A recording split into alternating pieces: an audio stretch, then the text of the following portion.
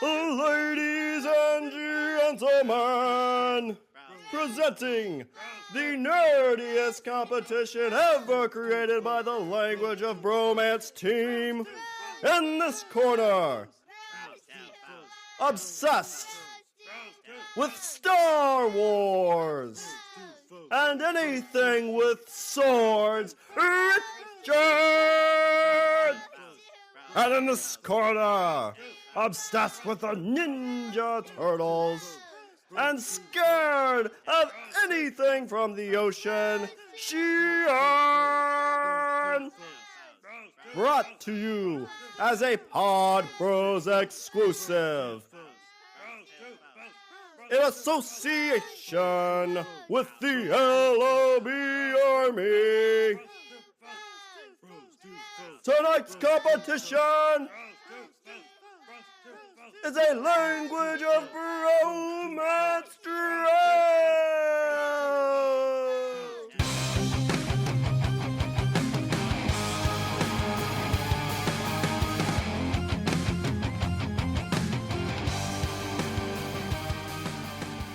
What's up, everybody? I'm Richard. And I'm Shawn. And we are speaking the language of bromance, and it is draft time, ladies and gentlemen. It is time for bros to foes. It is time for head to head. It is time for death match via bros. Damn it. I had it and lost it. So today what we're going to do for the 35th time, and this one is going to be our movie premiere draft, bitches. So Richard, what this will be is the movie premieres we wish we could go to. We wanted to be the first people ever to see these movies on the red carpet. We'll walk down the red carpet, we'll get our pictures taken, and we'll be right there in the theater as these amazing movies are shown for the very first time. Very, very much. It's going to be awesome. And if you don't know, and you should, what these drafts are, and this is the 35th time we've done it, they are NFL-style drafts, 7 rounds where we flip-flop picks back and forth. Whoever has the first pick in the first round has the first pick in the second round. And back in the day, we flipped a penny to see who would go first, and I won. So on odd drafts, I get the first pick. On even drafts, Richard gets the first pick. And since this is an odd draft, Richard, I get to lead us off with the first pick. You do. You do. So what do you got? What do you got there, big boy? All right, Richard. So it's been a while since it seems like our first few drafts were always like the first pick was going to be the person to pick the first thing from this genre, this person, this thing. And Richard, the first movie I'm going to pick on this list is the first time we got to see this guy on the big screen, and it was done the way that everybody said it should have been done. It was by Tim Burton. It had Michael Keaton in it. My first round pick, Richard, I'm going to go with the 1989 Batman. You bastard. This was a movie that, like I said, people didn't think Michael Keaton should have been Batman, but he knocked it out of the ballpark. You know what? I just watched this movie last night. Does it hold up? It does. It actually does. You wouldn't think it would, but like, I think like you watch this movie and is this the Batman that you wanted 100%? No, not really. Some of it's a little cheesy. Like Jack Nicholson kind of hams it up on screen as the Joker a little bit, but it so captures kind of the comic book feel, which is crazy when you consider the fact that Tim Burton never really read a lot of comics. Yeah, he didn't really have much to know. Like, he didn't know much about Batman, I don't think. Yeah, he wasn't like this crazed Batman fan that was like, I want to make a Batman movie. This was a guy that was going, I can make a Batman movie. Like, let's try Batman. Like, they made Superman. Like, let's do Batman. Why not? You know? And then a few years later, he's like, hey, I should do Superman, too. Yeah. We'll have Nicolas Cage be in it. And, and then just like 2 years later, he's like, let's do another Batman movie. Mm-hmm. Why not? Actually, that one was darker too. Like, they let him go. It's like, hey, why don't we have one of his enemies be a baby that was flushed down a toilet and was raised by underground penguins? Oh. Everybody's like, oh, we can't sell toys for that. But they did. They did, yeah.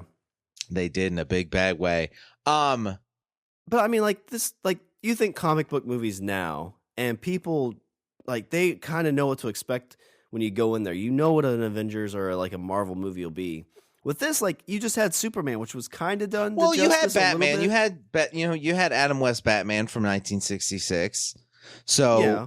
I mean, between that and the comics, you know, it was always this argument of, oh, well, it's so much darker in the comics than this Adam West bullshit. But I mean, I grew up on Adam West bullshit. Yeah, like, and I loved my Batman. Right? I loved it. I was so into it.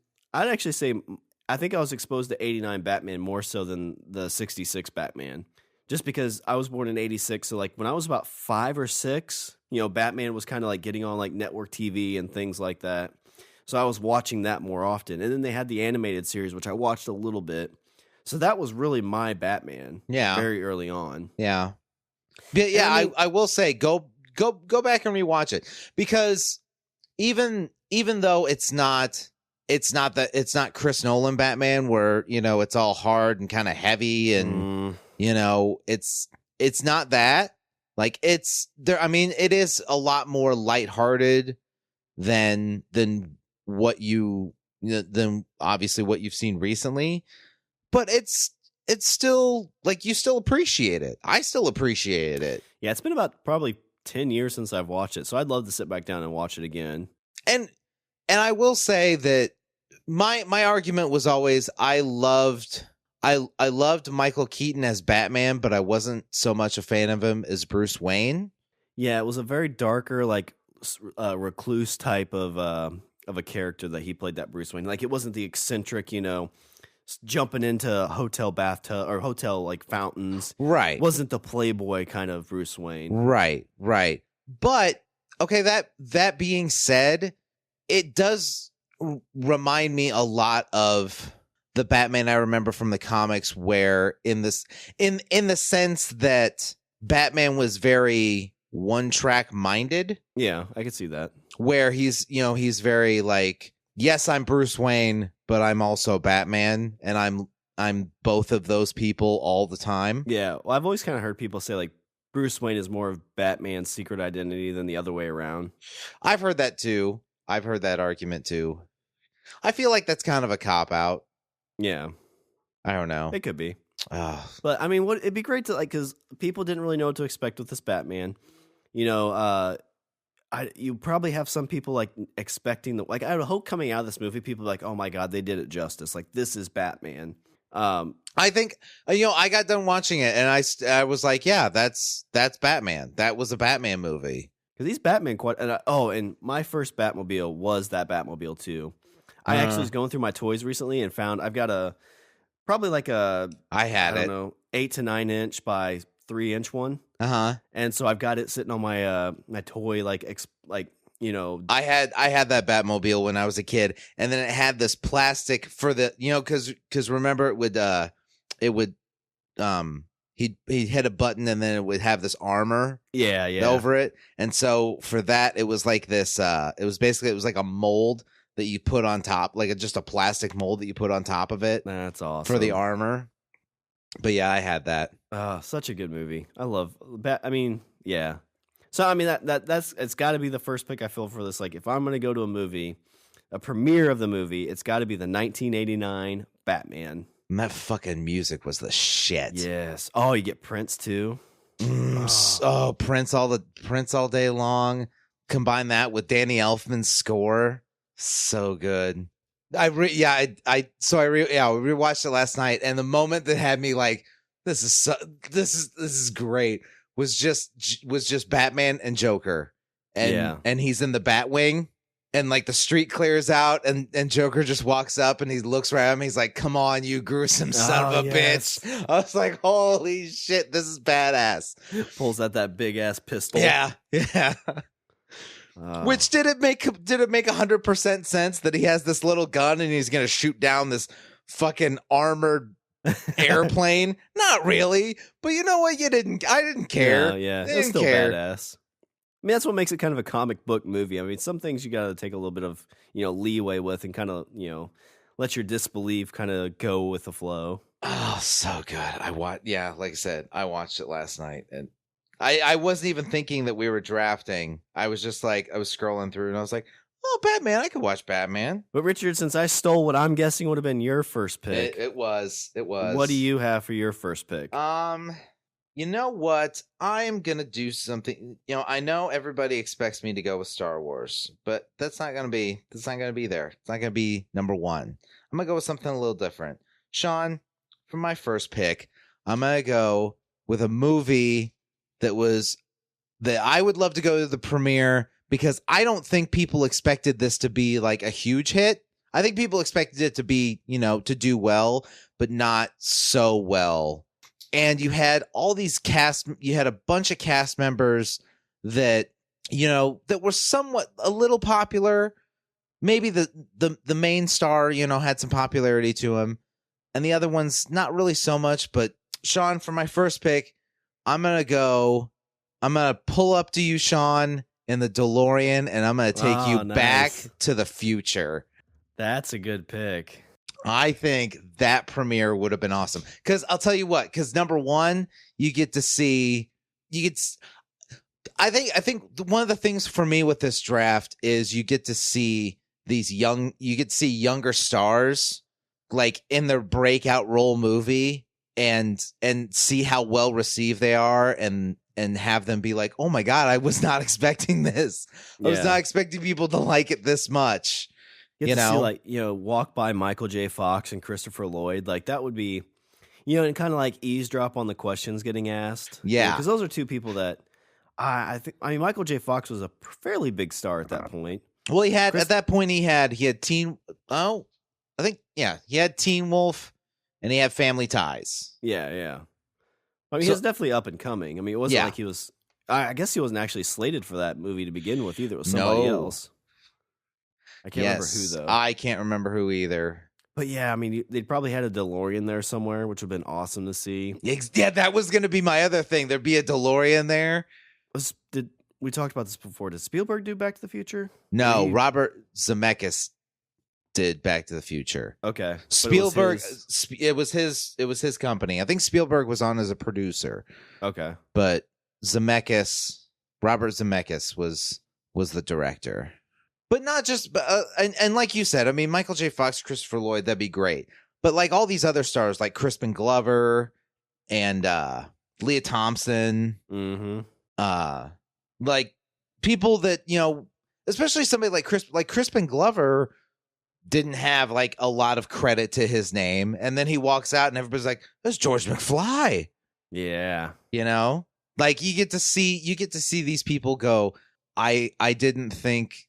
Like, I thought the movie might have been good. Like, we had fun making it, but I wasn't expecting this. I wasn't expecting the movie to be this, and I wasn't expecting people to like it as much as they did. And that'd be a good one. Like, you'd be the first person to see it, too. Like, I don't know if you were, like, critics in this or what, but to come out of that movie and be able to experience that for the first time, like, oh, my gosh, this movie is amazing. Like, it's something. Yeah. Superman made you think people could fly. This movie's going to make you think that we can have flying cars. Actually, didn't have flying cars in that one, did they? No, not the first one. Not the first one. They did at the end. They did at the end, at the very end. Yeah, okay. Yeah, because he came back. That's right. This movie will make you think that your kids are assholes. Also makes you hate Libyans. Oh, yeah. Well, those were the terrorists in that one. Yeah. Who do you think? The Libyans! I like it. That's a good pick. There was something else I was gonna say about Back to the Future. Oh, I was gonna say, like, one of the other things about being the first being able to go to the premiere is you'd be the person to go and tell everybody, if you see anything in the next year, this is the movie you need to see. Oh my God, go and see this movie. Go see Back to the Future. This movie will blow your mind. It is so much fun. You get to be one of the first like champions of this movie. And I feel like, just to make this realistic, like, I think, like, for somehow however we get to this premiere, our minds would be wiped of what we know of the movie. Yeah, we just basically know what everybody else knows. Right. And so you're seeing it literally for the very first time with these people. Oh, that would blow my mind to see Back to the Future for the first time, like on that big screen. Oh, wow. That'd be so good. So yeah, Shawn, there you go. There's pick number one, Back to the future. We're going back in time with Huey Lewis and the News. All right, Richard. Earth Angel. For my second round pick, we did a draft earlier, and I chose this as something I'd want to go back in time to see. And I feel like, again, if I was able to see this for the very first time at this premiere, this is like the first blockbuster movie ever.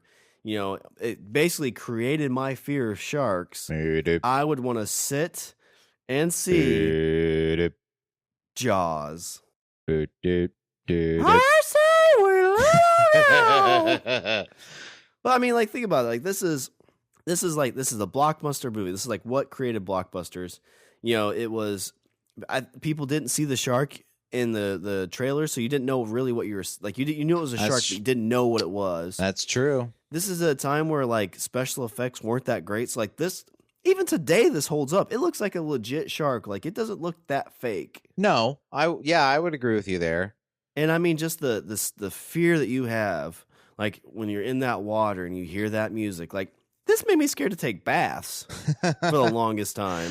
So wait a minute. So you're telling me that you would want to be afraid of sharks, then go back in time, have your mind wiped, be not afraid of sharks, then watch a movie, and then be afraid of sharks all over again. Well, I mean, either way, I'd be afraid of sharks again. But I mean, just imagine like the tension in that room watching this movie, and you know when that score comes on, and that very opening scene, like that opening scene. Like, if you did, like, again, you have no clue what this movie is, and you see that's the first 10 minutes of this movie, that audience is, like, they're captivated right away. Yeah. And you'd be on the edge of your seat, like, holy shit, what the fuck was that? Like, where's that other drunk dude? He's passed out on the beach. Go save her, dude. What are you doing? I think I threw up on an anthill. Cool. But my second round pick, I think it would just be to sit in there and see that red carpet to get to see Jaws for the very first time. Did they do anything special for that premiere? I have no idea. It was early on, so I'm sure I doubt they had like any like extravagant thing, but I'm sure they had like a red carpet type of thing. You think they had a giant shark? Maybe. Like a big stuffed shark? Maybe they had a Bruce there, like on display. You could like take pictures inside its mouth, like they do with sharks. Like, don't they do that with like if you go to like the Caribbean and stuff like that, and they have like big open mouths. Like the fake like plastic ones. Yeah, and you stand inside it. Yeah, you like stand inside it and take a picture. Well, I'd imagine for that they wouldn't, because then that kind of exposed what the shark looked like, and that was always the big thing with that movie is you didn't see the shark till the end. That's a good point. Okay, let's see. Where should I go next? Okay, Shawn, for my second round pick. This one should be fairly obvious. This is a movie that started a universe before we knew there was a universe. Shawn, for my second round pick, we're gonna go way back to the year of 2006 or 8. We're gonna go to the premiere of Iron Man. Yeah, not on my list. That one's not on my list either, but should have been. Iron Man. So I think that of course, you want to go, and for me, it's kind of a twofold reason. Number one, you have Robert Downey Jr. Now, at the time, you got to remember, at the time, Robert Downey Jr. was not the most popular guy in Hollywood. Like, this is a guy that was strung out on God knows what. I think it was alcohol and pills. I think so. Yeah. He was falling asleep in people's houses that he 4 or 5 years before that was not he was not the highlight of his career. No, he served prison time. Mm-hmm. So like, number one, you get to see almost like the resurrection of a great actor's career. Like this is him rising from the ashes like a phoenix, and it's kind of done on screen too. Like the Iron Man character kind of does it. Like, he has a very much falling from grace. Like, he's a very, like, I wouldn't say evil person, but he doesn't really care about anybody but himself, has an alcohol problem, just cares about the bottom line and the money. Right. And, you see him fall from graces into like the lowest point of his life and raise himself back up to be a hero. Yeah. Now, I'm not calling Robert Downey Jr. a hero, but I mean, he is taking this character and he's cleaned up his life quite a bit from the sounds of it. I mean, oh, totally. He's not sleeping in people's houses that I know of.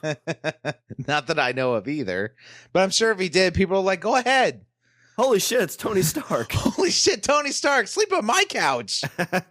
But so that would be one reason. That would be one thing is you get to see, you would get to approach Robert Downey Jr. and be like, you did it. Like nobody thought you could do it. Everybody thought that like you were done. Like you were in fucking Hollywood jail. Yeah. And everybody thought you were done.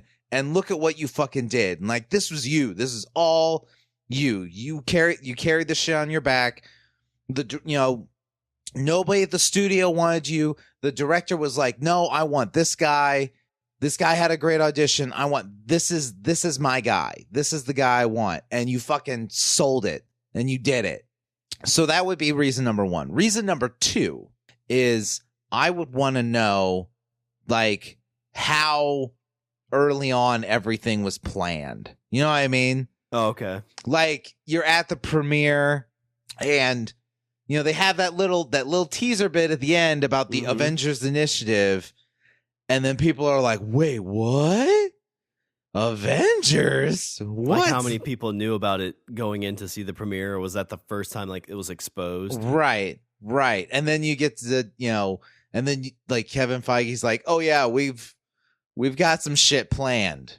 We've got things going on." Because what was the next movie? Was it Hulk? Was Hulk the second one? No. Was it Hulk? Was Hulk or Thor? No, it wasn't Thor. I think you're right. I think it was Hulk. Yeah, it was Iron Man, Hulk, Iron Man 2, Thor, then Captain America, then the Avengers. Yeah. Because I knew Captain America was the last one. And yeah, Thor was after the Hulk. Yeah, you're right. It was Iron Man, then... So maybe at that point they didn't even have... they probably didn't have it like totally mapped out. It was probably one of those things like, hey, people are really digging this. Like, maybe we should go. Maybe let's see where this goes. Be like, oh my, and then you walk up to Kevin Feige and be like, you know what? You guys did such a great job with this. Like, I bet you could make a movie out of anything. Like what? I don't know, like Guardians of the Galaxy. Make a movie out of that. Let's see how that. Make a movie about the fucking raccoon. I dare you. I dare you. Show me what you got. Holy shit! For my next pick, Guardians of the Galaxy. You did it! Yeah, but I mean, you see everybody in the young stages too, like all that like fear and excitement, because like if this thing bombed, like all their plans and stuff would probably be thrown out the window. But like this is that like, oh my gosh, we're gonna do this will be what we call phase one. This was the first card in their house of cards. Yes. And then we'll do another one and another one and another one, and it'll just be this giant thing. And then Disney will make a shit ton of money. They'll buy Fox, and we could do even more phases. Oh my god! And then we'll all just make movies until we die. I love it. Yeah, because I know we went and saw that movie together, and I didn't know too much about Marvel. And I mean, I had more fun like with you watching this because you were so excited because you knew a lot about it. And like when the end credit happens, like you're smacking my arm. And I'm like, what? That's Samuel L. Jackson with an eye patch. Like, it's Nick Fury. He said Avengers. Like, what's that mean? You don't know what that means. Oh my god! We now have to go out to the car so I can explain the entire history of comics for the last 50 years. 4 hours later, a cop knocks on the door. Is like, "Hey, you guys can't be having gay sex here. Like, we're not. We're nerds. We're looking at Avenger stuff." Oh, okay. Carry on. Oh, but yeah. I think the Iron Man premiere would be an ideal one to go to, because I think that you go to that and you see how well people like it, and then you get to see, like, you get to look at Kevin Feige and just see the wheels turning in his head almost, where he's like, I could make a shit ton of movies just like this. Yeah. And they could all build on each other. And then I could eventually we'd do an Avengers movie. Well, surely they had that thought going at the end of, or before they even did the premiere, right? Because the Well, that's a good, yeah. I mean, yeah, you're right. But I mean, I think it's kind of like you said that, you know, if this movie bombed, then who knows where any of that would be. We might not have any of the last, 6 years of movies. Yeah, we'd be sitting about in the same boat DC is right now. Unfortunately. Oh. For my next pick, Batman v Superman. I just want to walk around that premiere and hug everybody. It'll be okay. Don't worry. Suicide Squads will be better. Will it? No. No. What you guys need is a Jason Momoa. Well, now I'm sad. Let's go to your pick. All right, Richard. Well, I hate to do this, Richard. I really do, but I am going to. I guarantee this movie's got to be on your list, Richard. We are going to go to a galaxy far, far away. Damn it! And we are going to fight Darth Helmet. I, Richard, want to go to the premiere of Mel Brooks's Spaceballs. Watch out with the Spaceballs. Okay, now what do you want to do with this premiere? Because I feel like you want to go to this premiere for reasons. So my God, like what do you want to do here? Just to hang out with Mel Brooks, I think would be amazing. Oh my God. God. You've got John Candy in there. Rick Moranis. Bill Pullman. I mean, just Michael Winslow's in here too. Prepare ship for ludicrous speed. Ludicrous speed? Who is this guy? He's an asshole, sir. But I mean, this is something that like. So Star Wars has been out, and like there's been parody movies before, but Mel Brooks was like, well, at this point they had gone. We had done. I think this came out before Jedi, but after Empire. Yeah, it came out in 87, and Return of the Jedi came out what 88. Yeah, that sounds right. 87, 88. So yeah, so oh shit, Return of the Jedi was 83. So no, this was after all of them. Oh, okay. But I mean. It took the idea of Star Wars and made it its own thing, and like this is a movie I think you could watch today and like enjoy it. Oh yeah, I have it on Blu-ray. Oh, use the Schwartz. So good. I was listening last month to a podcast with Rick Moranis, and he was talking about Spaceballs. He was kind of talking about him doing movies in general. And he said one of the things he likes so much about doing, like Spaceballs, for example, is he felt like he had input. He felt like he was creating a character with Mel rather than being dictated what his character is. And I could get that. Mel Brooks just seems like an awesome dude to hang out with, because I think, isn't it to this day, him and like some other famous director from his time, like they meet every like Sunday or Friday. Carl Reiner. Yeah. They hang out every night. Oh, is it every night? Okay. Yeah, that's okay. So another podcast with his son where he talks about like how his dad spends his day. He's like, he goes into the office and he works. And then when he gets done, then he comes over to my house and plays with my son until about 7, 8 o'clock. And then he goes over to Carl's. And then they have dinner, and then they just like they both like sit like in the living room and fall asleep in separate chairs. I mean, isn't that the life? Like, I feel like that dude is like, name it off: Blazing Saddles, Spaceballs, Prince or Robin Hood, Prince or Men in Tights. Young Frankenstein. I mean, the list just High goes Anxiety. The 12 Chairs. They're Didn't he do the one where it's like an autumn for Hitler or something like that? It's the producers. Oh, the producers. Yeah, the producers. But that just seems like it'd be such a fun premiere to go to. That everybody's kind of being tongue in cheek there, like no stress, no real like oh my god, like it's like this is a parody of Spaceballs. It's gonna be a fun movie. Just come on, let's get in here, let's watch this, let's laugh, and we'll come out and we'll make more jokes when we get out of here. Yeah. And the thing that I always like, one thing that it was in a book he wrote. he said that when it comes, if you're going to parody something, you have to love it.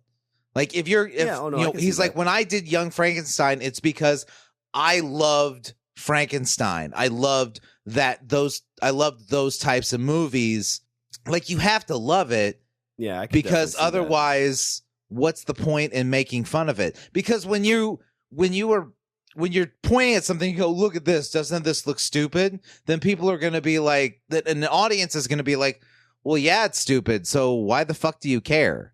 Yeah. Like, it's stupid. So why the fuck are you even bothering making a movie about how stupid it is? Okay, if it's stupid, then why do you care? Like, you have to care. Like, you have to love it. You have to be a fan of it in order to make a good parody of it. You know, it's because you have to care so much, because that in turn makes your audience care. Well, I think like a real good parody, you're kind of paying homage to it. Like, exactly. You're kind of like putting it up like, hey, I really like this thing. Like, I can't recreate Star Wars. Like, I can't do that. But I can create my own little thing called Spaceballs, which is, again, just kind of, taking all the greatness. It's a celebration, like you said. Yeah. It's me with my, Luke and Leia and Han, having my own adventures in this world, but instead of using those names in that universe, I've created my own in a likeness of it. Exactly. But yeah, so for my third round pick, I want to go with the great Mel Brooks movie, Spaceballs. Okay. Oh, not again. Hello, my baby. Hello, my darling. What do you have? He had the special. That's what I have. Change mine to the soup. Good move. All right, Shawn. For my next pick, I'm going to go with a movie that did spawn a trilogy of movies, but was also just, it kind of turned, it kind of made a turn of, in a way, how movies are done, and also kind of made you, it was a movie that nobody really saw coming, and once it happened, people were like, holy shit, like, this really, I thought this was one thing. Now, I actually did see this movie in a theater, and I knew absolutely nothing about it when I did. I think I saw one trailer for it, and there were some friends that wanted to go, and so I went and I watched it, and I was like, holy shit, this movie's really fucking cool. Shawn, for my next pick, I would love to go to the premiere this is back in 1999, the premiere of The Matrix. Okay, yeah. This is a movie I saw on TV first. Because I was pretty young, so I didn't get to go to a lot of movies. Mm-hmm. But it's one of those, like, after I saw that movie, like, it's another movie that just kind of captured my imagination.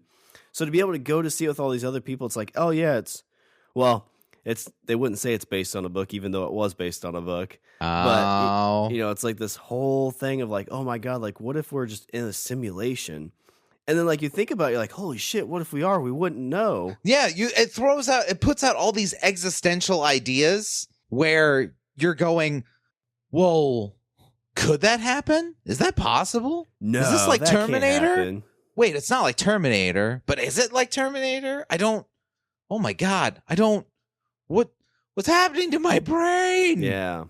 And like Keanu I said, Reeves, that was kind of a big, like, breaking out for Keanu Reeves. Like, he'd been around and everything, but I mean, he was a star at that point. I mean, he had Speed and Point Break and yeah, I guess so. Bill and Ted's Excellent Adventure. Yeah, Bill and Wild Stallions. Yeah, I mean, Keanu Reeves had some star. Lawrence Fishburne, I mean, yeah, had tons of star power. But Hugo Weaving, that dude came out of nowhere. You saw that dude and you were like, that dude's fucking creepy and menacing. Yeah. What's he gonna play next? An elf? What? Well, and the special effects for that too was really, really well done for that time. Because like 99 wasn't like the epitome of special effects, but that movie had some good ones. That movie had especially for the time. I mean, that's when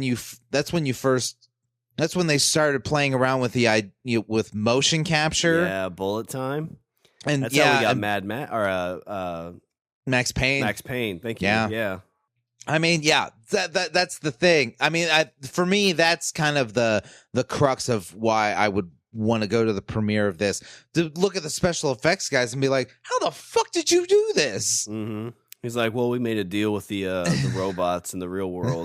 That makes perfect sense. Oh, can I be a billionaire, please? Did you really make a deal with robots? I don't know. Did we?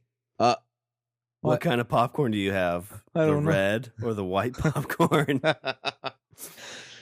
You take the red bucket, but if you take the blue bucket. They've talked about remaking that. That would be an awesome promotion. That's a good point. You have to get the red bucket and the white bucket. Well, it's a blue bucket. Was it blue bucket? Sorry, it's been a while since I've seen it. Red pill and the blue pill. And I haven't seen the second and third one. Was Keanu in both those? Yeah. Okay. You haven't seen the second or the third one? No, I've heard so many bad things that I don't really want to watch it and get them ruined. I've heard 2 and 3 are really bad. I mean, I don't know. I'm a completionist, so that's why I'm like, oh, I'll finish the trilogy. Yeah.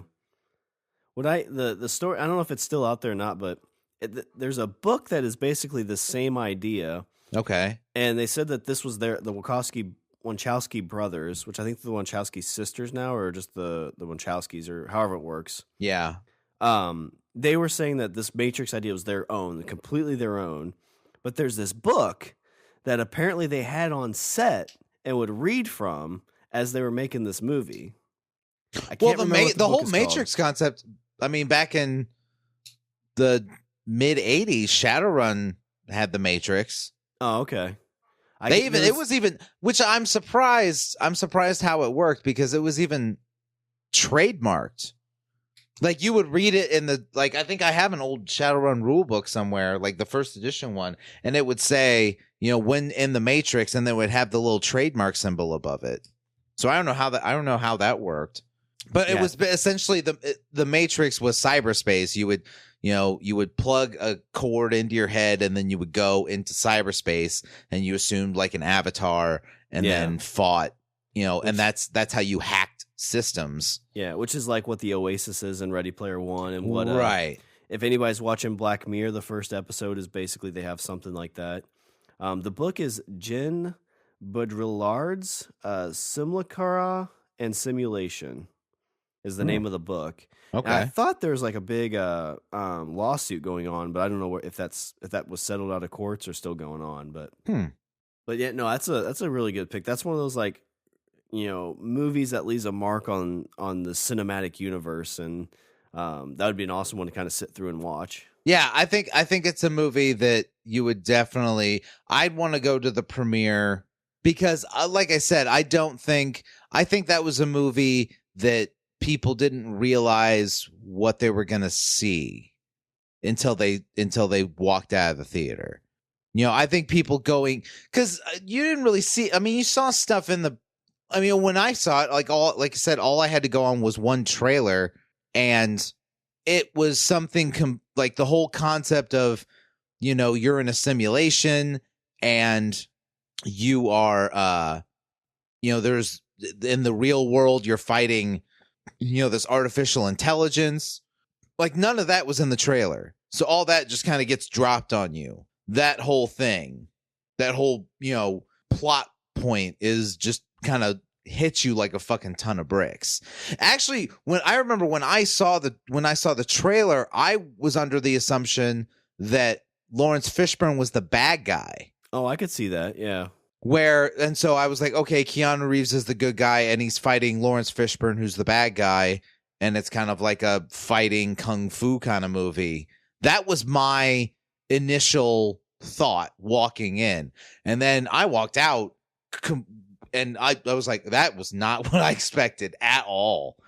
What was the crowd like there? Was it a pretty big crowd, or did you go later in the show? I think I went later in the run, so okay. I don't think the theater was very full, but I do remember the people I was with, like all of us were like, that was not what I thought that's not the movie that I thought I was going to watch, but I'm glad I watched it. Yeah. I love when you get movies like that, because it just, so many things are so predictable these days that it's great to have something that's not. It's not what you're expecting, and you really, really enjoyed it. I totally agree. And I've got one of those on my list that, unless you steal it from me, I feel pretty much the same way. So yeah, so that's my third pick. I'm going with The Matrix. Good pick. Good pick. All right, Richard. So for my fourth round pick, this is a movie that I didn't get to see in theaters, and when it came out, I wasn't a fan of his yet. But I feel again like this is a movie in his series that I think he was kind of revving up. Like this was kind of like his swan song. It was the movie that he's like, this is the movie that I really wanted to make, and I'm a big fan of his, Richard. Okay. So for my fourth round pick, I want to go with Kevin Smith, Jay and Silent Bob Strike Back. This movie, interesting story about this movie, Shawn. This movie was released on, well, not on, but the opening weekend of this movie was during my wedding. I believe your wedding party? My entire wedding party, in between the ceremony and the reception, my entire wedding party went to this movie and came back. I did not go because I had things I had to do because I was the groom, but everybody else went and then came back and told me how funny it was. Yeah. Were you a big Kevin Smith fan at that point, or were you just kind of... I was a huge Kevin Smith fan at that point. One of the people in one of my groomsmen is the one that introduced me to it. Him and I watched Mallrats together. Okay. For the first time. We rented it from Blockbuster. We watched Mallrats and then watched Clerks. So I saw Mallrats, then Clerks, and then Chasing Amy wasn't out yet. So I watched Mallrats first, then Clerks, then went in order. Gotcha. Because it wasn't until late 2004 when I started getting into Kevin Smith. My buddy JJ let me borrow his 10th anniversary Clerks edition. Okay. And I watched that and I'm like, oh, just kind of like, it's okay. Like, it's black and white. It's good. But the ending's what captivated me. It was like, oh my God, like he wasn't even supposed to be there that day and he got shot. And then you kind of got me introduced to the rest of them. So this one had come out, I think, a year before that, maybe. Well, that wasn't him getting shot. Wasn't the theatrical ending? No, it was the original ending, though. It right, was the ending they showed at the premiere of that one. But the one that got released in theaters, no, they took that out. Right. But I mean, this would be like, I feel like this would be another very fun premiere. Very lighthearted. Like you're going to see, Jay and Silent Bob, the two stoners, and even Kevin, I think, it says like, people keep asking me, he's like, when are you going to make the Jay and Silent Bob movie? And it's like, you guys really want to see those two stoners on stage? Plus, you get to see plus that huge fucking cast. Yes, Will Ferrell, my girl from Buffy, Faith, Elijah Dushku, Chris Rock. Chris Rock's in there. Carrie Fisher. George Carlin, Mark Hamill, Ben Affleck, Matt Damon, Ben, Elizabeth. What's her name from American Pie? Oh, Shannon Elizabeth. Yes. Shannon Doherty. Wes Craven would have been there probably. Yes. Yeah. Oh, it'd been such an awesome thing to go see. And again, I feel like that would have been he had to have been on cloud 9 when that came out. I hope that was as fun as that movie is. I hope it was a great experience for him and those people, because he always seems like the director, kind of like Mel Brooks, where he's building this stuff with you. Like he's not telling you how to do it; he's wanting to work with you to do it. Right. And it always seems like people come back just to show that cast that he was able to bring them in and do that is a huge thing. So, and again, that would just be an awesome party to go see. So for my fourth round pick, Richard, I want to go with Jay and Silent Bob Strike Back. All right.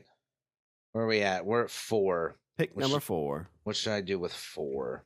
All right, Shawn. This is a premiere that I've actually seen footage of that I would love to go to. Shawn, for my fourth round pick, I want to get on a plane and I want to fly to the country of New Zealand for the world premiere of Return of the King. Now, the reason I say Return of the King, because I have all 3 movies. I have the extended editions of all 3 movies with I don't remember. I think it's 14 hours worth of documentaries for each movie. Oh, and mercy. And then when they were talking about the premiere for Return of the King, I guess the way it worked was during the New Zealand premiere of The Two Towers, Peter Jackson was on a stage and he had a couple of the studio executives behind him. And he calls one of them out. He's like, I don't remember the guy's name. I think the guy's name was Brian. He's like, Brian, why don't you come up here and tell these fine people where the world premiere of Return of the King's gonna be? And he was like, you son of a bitch. And he walks up there. He's like, New Zealand. And everybody's like, yay. And he's like, well, I mean, I just said it. So, I mean, it's not going to be that big a deal. He's like, I was in my hotel room. I open up the door. I look at the paper the next day. It says, New Zealand to get world premiere of Return of the King. And I was like, shit. Oopsie daisy. So yeah, so apparently for the world premiere of Return of the King, it was like this day-long celebration. That's awesome. Where the cast and the crew and everybody had they met in Parliament, like the New Zealand Parliament, and had like, like a little like social gathering or whatever up there, like a luncheon kind of thing. And then after that, they all got in cars and they had a parade through the streets of Wellington. That's awesome. To the theater. And like everybody's crowded and there's like this big crowd for the parade and there's people hanging off light poles and stuff like that. And the cast is all sitting there and they all go into there's this parade that goes to the theater. So they all, go on the little hand waving parade and they get to the theater and they go in and they see the movie. Now, bear in mind, Shawn, this is the movie that won like 11 or 12 fucking Oscars. That's the second one, right? This is the third one. Okay. I mean, granted, I'm sure that a lot of those Oscars was kind of like, yes, we're giving you an Oscar for this movie, but this is, kind of think of this as an Oscar for the whole series. Yeah. I think is the impression that I kind of got that the Academy was doing. They were kind of saying like, this is the third one, so these awards are kind of for all of your efforts for 3 movies. That but makes sense. when you look at the 3, Return of the King was the one that swept the Oscars that year. Okay. Clean sweep. But another funny story I heard about the premiere was Elijah Wood he said, I talked to Peter before the premiere and Peter was like, yeah, I'm excited to see it. I haven't seen it. And Elijah's like, wait, what? He's like, yeah, I was editing it and everything. And I've pieced it together, but we were so down to the wire. I never actually sat and watched the entire movie front to back. Like he's like, I never watched the whole movie front to top to bottom. So surely somebody did though, right? Like somebody finalized that before sending it to press. Yeah, that would have been. So you get to go up to Peter afterwards and be like, so what'd you think of the movie? Did you like it? Since you didn't actually see it until just now? Yeah, that was he's like, yeah, I'm excited to see it. I haven't seen it. Wait, what? He's like, yeah, I was editing it, but I never actually saw the whole movie front to back. I've seen pieces of it. Yeah. I was there for the whole shooting. Come on, Elijah. Elijah was like, that's fucking unbelievable. He's like, so afterwards I walked up to him. I'm like, what'd you think? He's like, yeah, it was good. It was good. Good. I'm glad you liked it. I think that's a ballsy move as a director.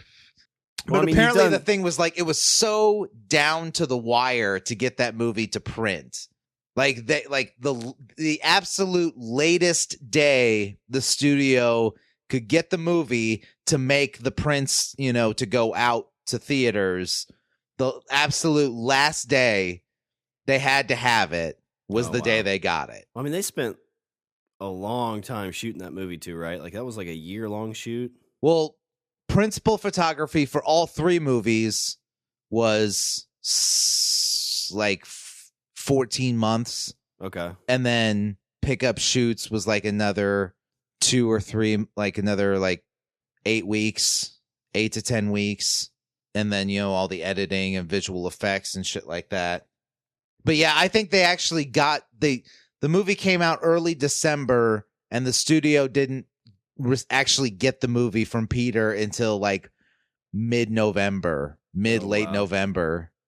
So like 3 weeks before it was supposed to be in theaters is when they actually got it. That's nerve-wracking. There's an executive who like chewed the shit out of his arm. Yeah. So I heard all these stories about this, world premiere in New Zealand and all the fanfare and everything. So that is out of those 3 movies, that is definitely the premiere I'd want to go to. So Shawn, there's my pick, Return of the King. I like it. All right, Richard. So for my 5th round pick, this is a movie that, like you talked about The Matrix. You're like, I didn't know what to expect when I went in there. And this movie is the exact same way. Like, I knew it had some dude from Game of Thrones. I knew it was about a bunch of dudes like shooting at each other, a bunch of like people beating each other up. I'm like, and I think there was a dog in there somewhere. Like they kept talking about a dog in a really badass car.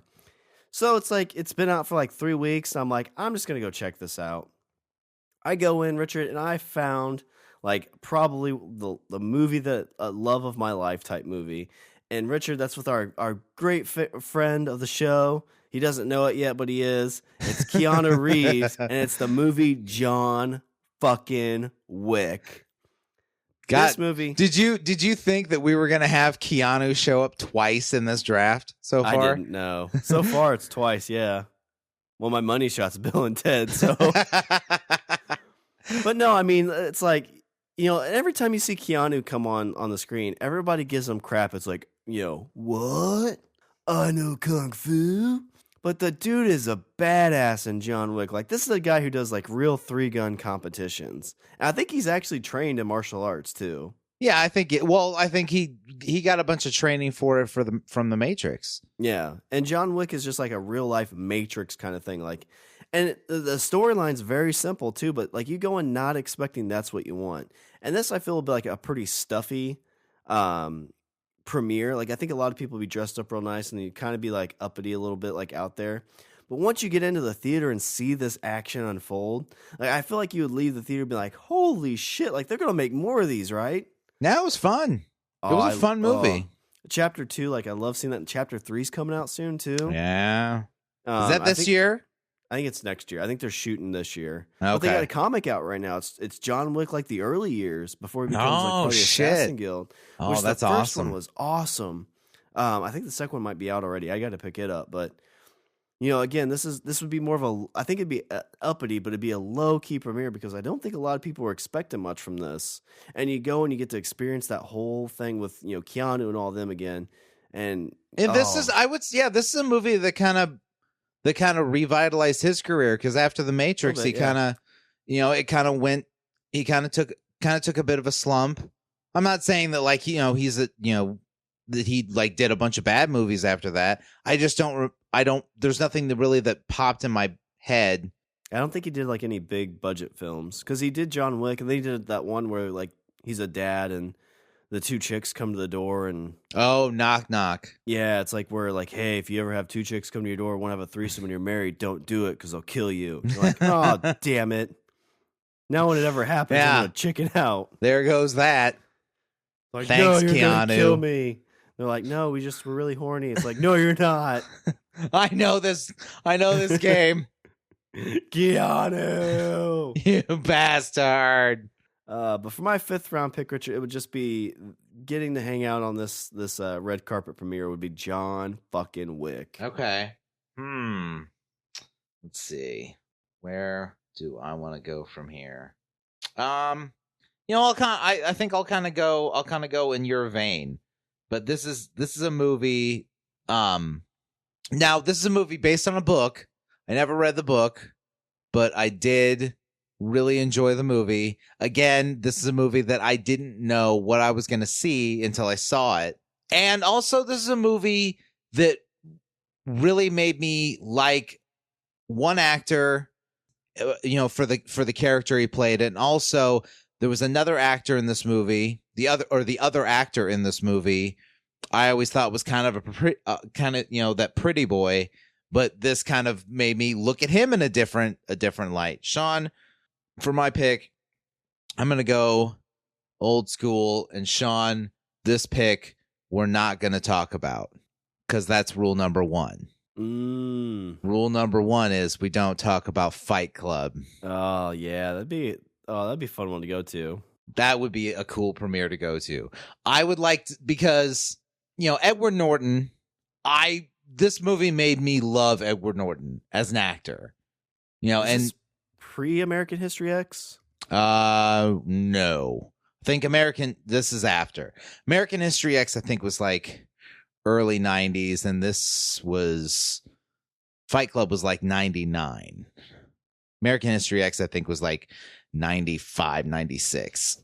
I can't remember if I saw Fight Club first. I don't think I did. I think I saw American History X first, and I liked Edward Norton in that. And I think this is the movie that kind of was like, I really like Edward Norton. Because some actors, like, they have a good role and they play it well, and you're like, oh, I liked him in that. And I think this is the movie that made me like, I like Edward Norton. I like this actor. And also, like I said, Brad Pitt had he was like, oh, it's fucking pretty boy Brad Pitt. Yeah. But you see him in this movie and you're like, no, he's actually just a good, he's also like mad respect. Tyler Durden has my respect. I like Tyler Durden. Yeah, this isn't Legend of the Falls, Brad Pitt. Like, no.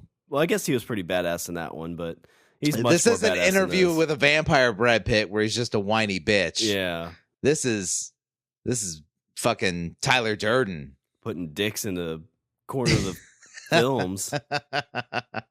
Yeah, I don't know what the expectation for this movie when it came out either. So, like, if you had no clue what it's basically like, I don't even know what the trailers look like for this movie because I've never seen them. Yeah, I don't know. I don't know. I imagine they had to be pretty vague. I think I saw this one on TV. I didn't see this one in a theater. Yeah, this one I saw on TV too. But just the way the movie plays out, and also like the movie's so like gritty and dirty, and it just it's so and it also it kind of captures this growing sentiment among, I think, really among just like men, where you have this kind of disenfranchised population where they're working their jobs, and they feel like everyone's fucking them over, and they feel like they have no power and no control over their life. And then Brad Pitt shows up and he's like, "Hey, let's make fucking bombs out of soap. Let's just fucking fight right now. Let's punch each other in the face. Let's just beat the shit out of each other, and then we'll make bombs out of soap, and then Meatloaf will get killed." The creepiest scene in that whole movie is when, like, I don't know if it's his boss or who, somebody shows up to the Fight Club, and he starts beating him up and like bleeding all over his face. Yeah. Like, you don't know where I've been. Yeah. I forgot about that bit. I just remember. I remember Ed Norton having the finding all the comics. Like, I am Jack's liver. I help Jack process alcohol. I need to watch that flick again. And you have oh shit, what's her name? Helen Bonham Carter playing the girl. Has like the creepiest fucking after sex one-liner you've ever heard in your entire life. Was that the no, the one she says is bad, but there was one that they cut. Yes, that was even worse. Yes. I don't remember what it was. The one she had was, I haven't been fucked like that since grade school. God. And the one you're talking about that got cut is she falls back on the bed and she says, "I want to have your abortion." Oh, yeah. Yeah. We're just going to let that silence sit there. We're just going to let that line sink in for everybody. Oh, well, let me bring a little palate cleanser for my pick number 6. Is there's abominations in this, but there's nothing quite that dirty. Richard, so this is another Spielberg flick. Is making another. I'm not sure how many Spielberg things are in here. I think this is the third, maybe. But Richard, as a kid, and as kids, like, we loved dinosaurs. And what's better than getting to see these things on the big screen? And this would have probably been like this huge event. It was like 94, I think. Like, oh, yeah. Had a real life big ass T-Rex. Like, you saw the trailers. Like, you were invested completely. Richard, for my 6th round pick, this would be a blockbuster movie premiere. It would. And that would have been for Jurassic Park. Shawn and I are going to the movies to see Jurassic Park, and it's gonna rock. Oh, man. Could you, I mean, this, like, everybody be super giddy when this came in. I think in the movie there's only, like, actually, like, 18 minutes of dinosaurs on screen. But they do such a good, like... Is that it? Yeah, there wasn't much. Oh, shit. But they did a good mix of CGI and practical. Like, they had a real-ass big T-Rex. They had, you know, these humanoid, like, costumes for the velociraptors when they're kind of running around. Yeah. And, I mean, it would be one of those things that would make you believe that dinosaurs were real. And, you know, going back into, like, the one that comes out this year, The Fallen Kingdom, like, they're going back to those practical effects in a lot of the pieces, which is super, super cool. Everything looks so, you know, I mean, when it comes to CG and special effects, I mean, don't get me wrong, like there's some CG effects that just look fucking amazing, amazeballs. But I think that you get a case a lot of times of movies that go a bit heavy on it when I feel like if you're spending $200 million or $150 million to make a movie, like why not just go like a little extra step and throw in some practical stuff, because in some cases it just looks better. Yeah. I mean, going back to Lord of the Rings, you know, a lot of shots for like settings and stuff like that, like the Tower of Isengard or Rivendell, like a lot of those shots, they built a fucking miniature. Yeah.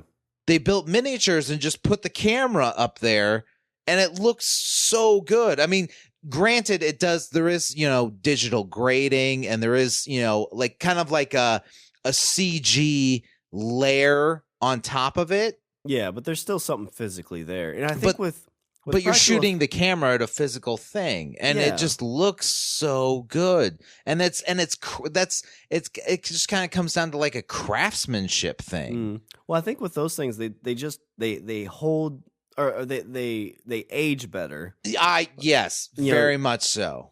Like Jaws is a great example, like we talked about earlier. It, like, the shark is a real thing. Like, there's pieces where, it looks pretty fake, like when it's chomping on the boat. But when it's in the water, when it's moving around, it looks like a real-ass shark. Yeah. Now, you look at things like, I can't remember I think it was The Shallows, maybe? There was a newer shark movie out there where there's a great white that's circling her. That looks fake as shit, because there's no actual shark there. It's fake. It's completely CGI. Yeah, yeah. And so it doesn't have that, like, textual real thing. And, like, with Jurassic Park here, there was a real T-Rex, there's a real Velociraptor, so there's a lot of real things, and you watch it today, and it looks like a real thing. Yeah. And that makes my heart happy. But, like, you look at, like, the Hobbit and stuff like that, like, maybe it's not the Hobbit. There's something that came out, like, 03, 04 I went back and watched, which at the time was, like, this big, huge, awesome thing, but, you know, as CGI gets better, those pieces just don't look as good. It's like playing video games. Like the video games we played in 03, 04, it's like, oh my God, this looks so real. How can this get better? Yeah. And then you get to now, it's like, wow, that stuff looks really bad. Yeah, I completely agree. I mean, and I think that you're seeing it more, even in video games, you're seeing it where art style and art direction is kind of it's kind of something that it's getting paid a lot more attention to. You know, a lot of movies, and especially games, the art style and the way things are made is basically kind of giving it that extra oomph that make people kind of stop and turn their heads. There's a game that came out a few months ago for PC. Well, I think it was just PC. But there was a game that came out a few months ago called Cuphead, where the whole style of the game is done in like those old 1940s era cartoons. Yeah. I think I've seen that. Yeah. And I mean, and it plays like a platformer where you're shooting at a thing and enemies and stuff like that. But the whole art style and just gives it this beautiful polish, and you sit there and you go, oh my god, somebody actually sat and drew all this. They're like, all this, everything in this game is hand drawn. You know what I mean? Like South Park, you say what you will about South Park, but even in the games and the show, like somebody sat and drew all that shit. Does it look, kind of rudimentary? Yes, but the fact that somebody put that much work and craftsmanship into it gives you an appreciation for it that a lot of other things just you can't give. Yeah. And at this premiere at Jurassic Park, I think that would be like a lot of the conversation of like, yeah, we had a 30-foot tall T-Rex, an animatronic T-Rex. Yeah, we had, these other dinosaur things that were real not living, but real things that you could touch and hold and run away from. And I think that would just be like, this is like a movie creation experience. This is a movie going experience. And I think it would run the gamut of all the things of a movie premiere. And that would be Jurassic Park, which is my 6th round pick. Oh, pick number 6 for me. I'm torn between, there's 2 that I'm torn between when it comes to pick number 6. Okay. I got it. Here we go. Pick number 6. Shawn, I'm big on it seems like the movies that I'm picking are the movies that are the start of trilogies. And this is another one. So Shawn, this is a movie that had a very famous actor. Like he already made his money, but now he's finally getting his movie. This is his movie, Shawn. Also, like I said, spawns a trilogy. Shawn, you and I are going to the premiere of Raiders of the Lost Ark. Ooh. Because I think, tell me that they wouldn't have all those fucking props for the premiere. Yeah, there'd be an Ark of the Covenant that you could fucking sit and look at. They'd probably have that big ass styrofoam ball. And maybe the little, like a little fake track where it would chase you. You oh have to my run and God. get a picture. Or a golden idol. See, for me, in my head, because I've never been to a premiere, so in my head, like I'm thinking that premieres are like amusement parks. Some of them are. Some like Pixar ones are really pretty much like an amusement park, where you go and be like, I'm gonna go on the ball chasing ride, and then I'm gonna steal the idol, and then we're gonna open the ark, and we're gonna have our faces melted off. Yay! Let's do that one after the movie, though. So, oh, yes. I mean, this, this is another Spielberg movie. Here you got a Spielberg movie. You got Harrison Ford. He made his Star Wars money, and now he's like, it's time for me to be a star. It's time for me to get top billing in something. And then, what would be great is if you could sit next to him during the premiere.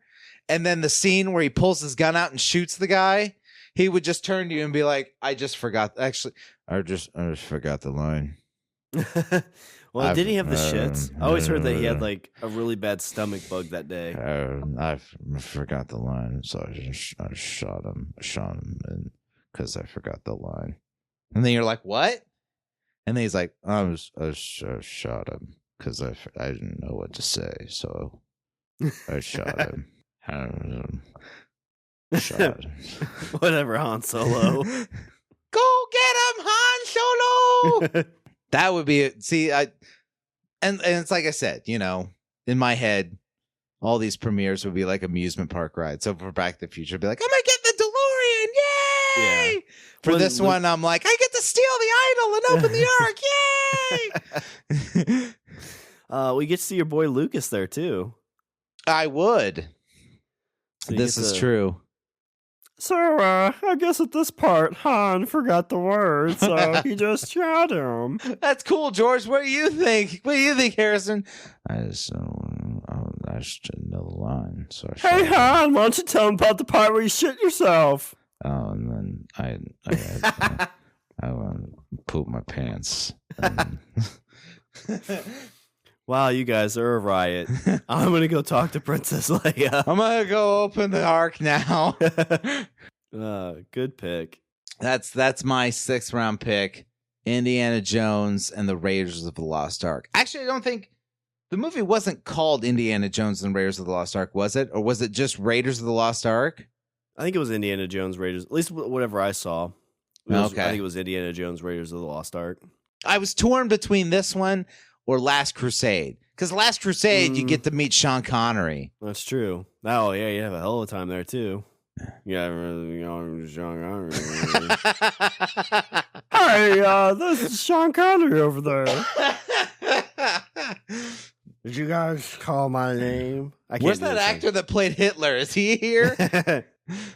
We just got a bunch of mumbling people we can't understand. All right, Richard, for my 7th round money shot pick, this was an independent movie that I believe was the highest grossing independent movie for the longest time. And it has taken one of my, basically, this is my Star Wars. Richard, I would want to go to the premiere of the Teenage Mutant Ninja Turtles. Richard, this was a cartoon. It was a comic, a cartoon, and then we got to see them on the big screen. These were live action people. Like, these were people in suits. Like, we talk about practical effects. We had a Turtles movie where they made them all CGI, and the movie was terrible. Fuck you, Michael Bay. Yeah. But in this, it was a great movie. It was like stuck to like the darker part of what the Turtles were. You even get to hear like Raphael cussing, which as an 8-year-old kid, I was like, oh, damn. And then like you see Casey Jones get to like actually squish the shredder. Like he like pushes the trash can thing. He's like, oops. Like, oh God, you're crushing him. Like you just murdered a guy. Yeah. Well, I saw that. My little 8-year-old brain just saw that. Yeah. Now every time there's somebody bad, I was trying to throw him into the back of a dumpster. Fuck you, Mom. This premiere, it wasn't like I don't know if it was a big premiere probably, but you know, you get to see all the actors there. You get to see the guys that played the Turtles. Would you get that? Would you want to ask him anything? Oh, I mean, I think it'd be awesome to see like Kevin Eastman and Peter Laird be like, hey, your vision like is now on the big screen. Like their actual visions up there. Like, how does that feel? Yeah. And they'd be like, it's paying some bills. Like, I guess that's about right. Yeah. You know, like the story Don't of let April. Michael Bay buy this. Yeah. You see like a young Michael Bay walk up. He's like, oh, Turtles, huh? Like, go away, Michael Bay. Get out of here. He's like, this, kids movie. That's a great idea. Like, oh, I love Transformers. Love Transformers. This is pretty good too. Get out of here. I want you here. And go then stick to asteroids. See, this is where it would come back to bite you in the ass, because like you shoo him away from the premiere, and then it's like, oh, one day, and then he fucking makes the Turtles movie. He's like, well, I wanted to go to the premiere once, and this fucking guy chased me off, and I said to myself, one day I want to see a Turtles movie, so I just decided to make one. You're like, no, I am my worst enemy. At the premiere of that one, there's a picture of me. He's like, don't let this guy in. But it would just be great for like if I could get this burned down in my brain and for the first time go and sit and watch this, because it is a really good movie. I watched it a few years back, and you can't really watch it in HD because if the mouth's open, you can see the people's faces a little bit. But besides that, like it's a good story. It's the well, if you're at the premiere, you wouldn't be seeing it in HD. That's true. Yeah, back then. So. But yeah, for my 7th round, I think it has to be my money shot pick, Richard. I'm going to go with the original Teenage Mutant Ninja Turtles. Well, go Ninja, go. That's the second one. Oh my God, Vanilla Ice would be there. No, he wouldn't be. That was the second one. That was Secret of the Use. Damn. All right, Shawn. It's pick number 7. I haven't done it. I mean, come on. It's pick number 7. Money shot pick. Let's do this. All right, 50 Shades of Grey. It's 50 Shades of Grey. That's what I'm waiting for. Star Wars, Shawn. Come on. Who wouldn't want to go to that premiere? You're getting Harrison Ford. You're getting Mark Hamill. You're getting Carrie Fisher. You're getting Lucas, Anthony Daniels, Kenny Baker, Peter Mayhew. It would be weird it would probably be weird for everybody else at the premiere because I would show up and know everybody's name. You'd show up wearing a Star Wars shirt. Oh my God, you're John Dykstra. You're the guy that fucking did all these effects. He's like, do I know you? I'm like, no, I know you. The dude that does the score, you'd be going up and hugging him. Oh my God, you're John Williams. You're going to be the best, most amazing guy ever.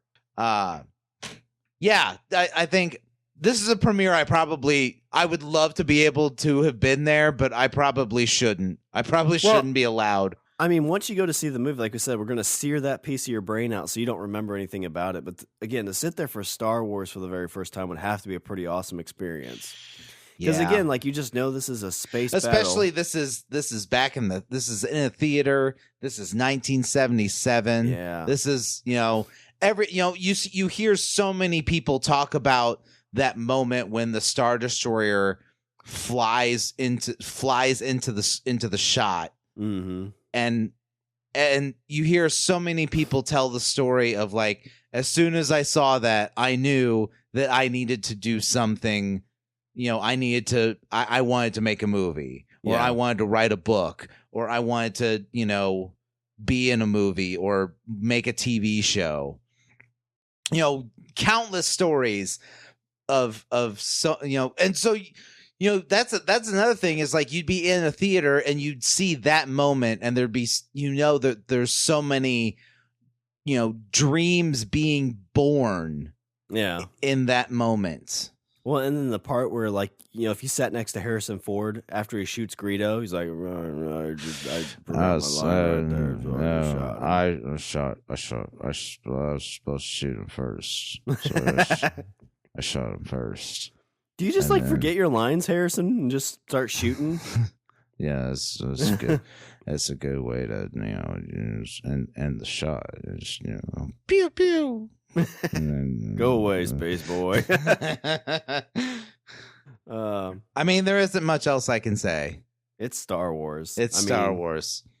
People are like, why'd you wait till pick number 7? Because, I mean, come on, it's me. It's a money shot pick. And I just want to say that I didn't pick it. I let it sit there for you. I know. Because that's the kind of friend I am. I know. See, we're supposed to be enemies in this, but it turns out we're even when we hate, even when we're in the middle of these drafts, we're still bros. All right, well, let me go through a few of my and buts. So I had The Wizard of Oz, which I thought would be an interesting movie to see the premiere of. That would be it. That would be. Because, I mean, I like that. It was that was the first movie in color, wasn't it? I have no idea. I don't remember if it was that or Gone with the Wind. But, it'd be a fun movie to sit with. And then you get to sit next to Garland, which I think she was a little bit of a partier back in the day. So I bet, the after party might have been interesting. Oh, very much. Guardians of the Galaxy. We kind of mentioned a little bit, but I think that would be a fun one to go to. That was, I mean, it's like we were talking about. It's a movie that you go in. I went in that movie with super low expectations, and I almost felt bad when I went to go see Guardians of the Galaxy 2 because that first one was such a fun movie. Yeah. Like, that first one was so much more than I expected that when I went in for Guardians 2, I'm like, okay, this is gonna, if the first one was that, this one's gonna be, and don't get me wrong, the second one was great. I still like the first one more just because of that feeling, hey, they're gonna make the movie with the fucking trash panda in it. Oh my God, did you fucking, I walked out of that theater, I went with my dad and my kids. Oh, that's cool. And all of us were like, holy shit, that was not what I was expecting at all. And it was so good. Let's see. I had Deadpool. I thought that'd be a fun one to go to. Not really similar to Guardians, but kind of just a fun premiere. Yeah, that would be fun. Resident Evil, the original, just because I thought that was a cool movie. Okay. The Exorcist, kind of back in the day, that was a real big kind of first of its kind movie. Probably deal with like protesters and shit. Probably, yeah. And my last one is one that was really hyped for when it came out, and it's a Will Smith movie. I Am Legend. Showgirls.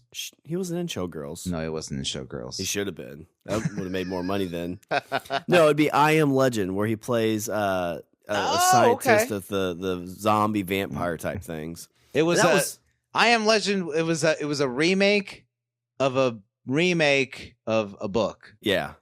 There was I Am Legend. I don't remember what was the Omega Man. Well, the second remake was Omega Man. It was Last Man on Earth. Yes, yeah. Then Omega Man, and then I Am Legend. Yeah, but the book was I Am Legend. Yeah. And then they made Last Man on Earth based on that book. Then they made Omega Man based on Last Man on Earth, and then they did I Am Legend.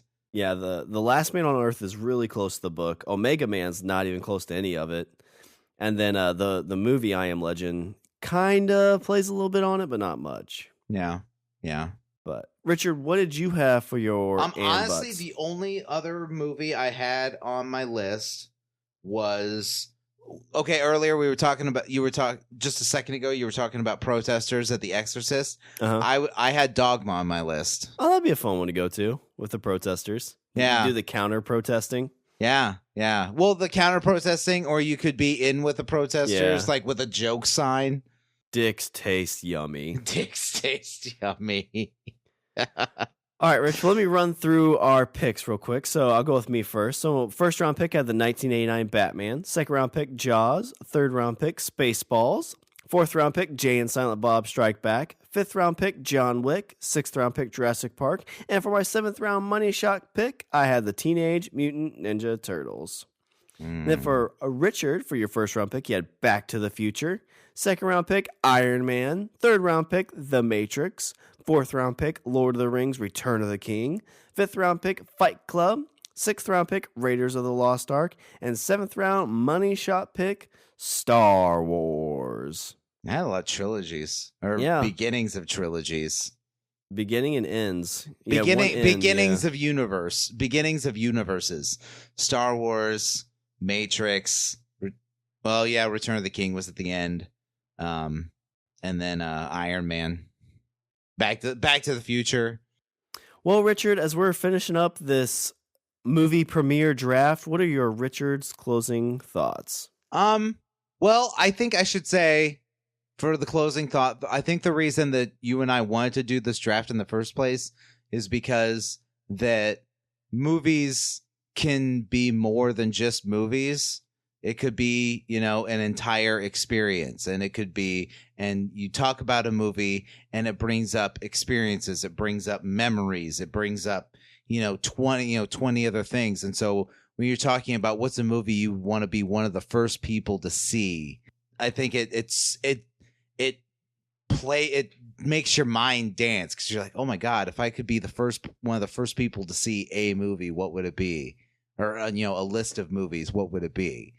And so movie magic is real, and every movie is somebody's first movie.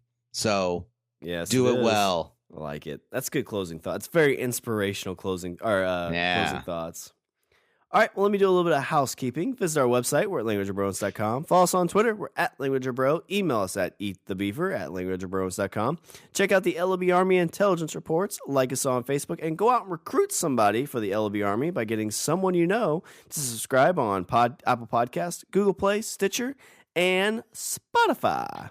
And when you are on any of those sites, be sure to throw up a rating and a review, because we love to see those ratings and reviews, and maybe we'll write back and we'll be like, what do you mean you didn't like my pick? Well, we always write back. We always converse back and forth with the LOB Army. We try to. We do our best. And I think 60% of the time we respond all the time. And always remember, we are part of the Pod Bros Network, the premier podcasting site on the internet. Yeah. And if you want to throw a little money in our tip jar to say, hey guys, you're doing a good job, here's a nickel, go to our Patreon accounts, www.patreon.com/languageofbromance. Nice. All right. Was there anything before I close her out? Let's shut it down. All right. The premiere's over. Let's clean up the movie theater and sweep up all that popcorn and say, well, that's all the bromance we have for this show. I'm Shawn. And I'm Richard. And I say we eat the beaver. Do you want the blue bucket or the red bucket? I want to give you a hint. One of them has a hole in the bottom. I want that one.